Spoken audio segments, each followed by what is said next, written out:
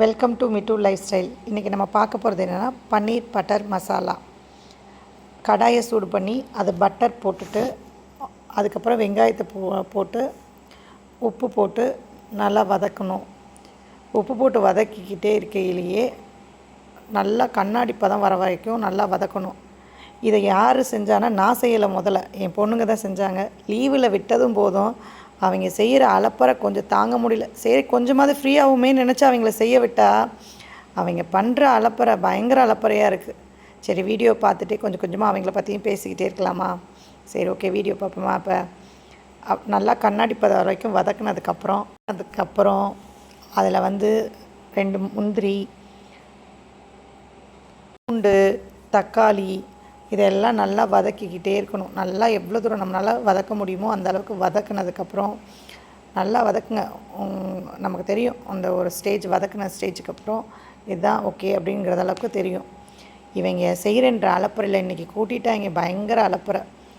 அதுக்கப்புறம் அதை என்ன பண்ணணுன்னா மிக்ஸி ஜாரில் போட்டு நல்லா ஆற வச்சுருங்க. ஆற வச்சுட்டு மிக்ஸி ஜாரில் போட்டு நல்லா கிரைண்ட் பண்ணிக்கோங்க. கிரைண்ட் பண்ணதை தனியாக எடுத்து வச்சுருங்க. அதுக்கப்புறம் திரும்ப ஒரு கடாயை காய வச்சு அதில் திரும்பவும் பட்டர் போட்டு அந்த கிரேவியை நம்ம மிக்சியில் பிளெண்ட் பண்ணி வச்சுருக்கோம்ல அதை அதில் ஆட் பண்ணி நல்லா கிண்டிகிட்டே இருங்க. அதுக்கப்புறம் அதுக்கு தேவையான அளவு தண்ணி, ஓரளவுக்கு தண்ணி நல்லா ஊற்றிக்குங்க. ஏன்னா அது ரொம்ப கிரேவியாக இருக்கும். கொஞ்சம் ஓரளவுக்கு அந்த அளவுக்கு நம்ம தண்ணியை ஆட் பண்ணிக்கிட்டு அதில் கரம் மசாலா, மிளகாய்த்தூள் இதையும் 2ஐயும் சேர்த்து நல்லா மிக்ஸ் பண்ணிட்டுருங்க. மிக்ஸ் பண்ணதுக்கப்புறம் ஒரு 1/2 டீஸ்பூன் சுகரை நம்ம அதில் ஆட் பண்ணி அதையும் நல்லா கிளறுங்க. அது எப்படின்னா கொதிக்கும். பயங்கரமாக கொதித்து வரையில் நம்ம அது ஒரு தட்டு போட்டு மூடிடுங்க. நான் சொன்னேன் அவள்கள்கிட்ட தட்டு போட்டு மூடுங்கடின்னு. மூடாமல் அந்த கையிலெல்லாம் தெரிச்சிருச்சு பாருங்கள், உங்களுக்கே வீடியோவில் தெரியும். சொல்லிக்கிட்டு இருக்கேன் தட்டு போட்டு மூடிடுங்க பாப்பா அப்படின்னு சொல்கிறேன், அதை மூடலை, கையில் தெரிச்சிருச்சு. அதுக்கப்புறம் பன்னீரை அதில் ஆட் பண்ணுங்கள். பன்னீர் உடஞ்சிடாமல் அந்த பன்னீர் செஞ்சுருக்கு. பாவம் அந்த பன்னீருக்கு அந்த கொடுமையை பற்றிலா, அந்த பன்னீரை அவங்க தான் செஞ்சாங்க. எப்படி செஞ்சுருக்காங்க பாருங்கள். வீட்டில் செஞ்ச பன்னீர் தான் அது. அந்த பன்னீர் கொஞ்சம் விட்டு அழுதுருக்கும் போல் அந்த அளவுக்கு இருக்குது. சரி ஓகே அதையும் நம்ம பார்த்துட்டு சரி பாவமே அப்படின்னு சொல்லி அதுவும் வெந்துட்டுருக்கு.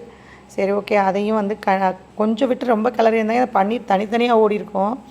ஜென்டலாக கிளறி விடுங்க நீங்களும், சரியா? அதுக்கப்புறம் கசூரி மேத்தி அதையும் போட்டு நல்லா கொஞ்சம் ஓரளவுக்கு கிண்டிட்டுருங்க. அதுக்கப்புறம் ஃப்ரெஷ் க்ரீம் அதையும் போடுங்க. இதையும் போட்டையும் சொல்லி கொடுக்குறக்குள்ளேயும் அவங்க கிட்ட நான் பட்ட பாடு. அதுக்கு நானே சமைச்சு அவங்களுக்கு கொடுத்துட்டு போயிருக்கலாம் போல். அவங்க அதுக்குள்ளேயும் செஞ்சு ஓகே செய்யட்டும், பிள்ளைங்க ஒரு நாளைக்காவது செஞ்சு நம்ம உட்காந்து சாப்பிடுவோமே நினச்சோம்னா அவங்க பண்ணுற அலப்பறையை கூட்ட நம்மளால் தாங்கவே முடியல. செஞ்சு முடிகிற ஒரே தான் சப்பாத்தி வச்சு சாப்பிடுவோம் அப்படின்னு சொல்லிட்டு ஓகே கிரேவியும் முடிஞ்சிடுச்சு. Okay bye. லைக் பண்ணுங்கள், ஷேர் பண்ணுங்கள், சப்ஸ்கிரைப் பண்ணுங்கள்.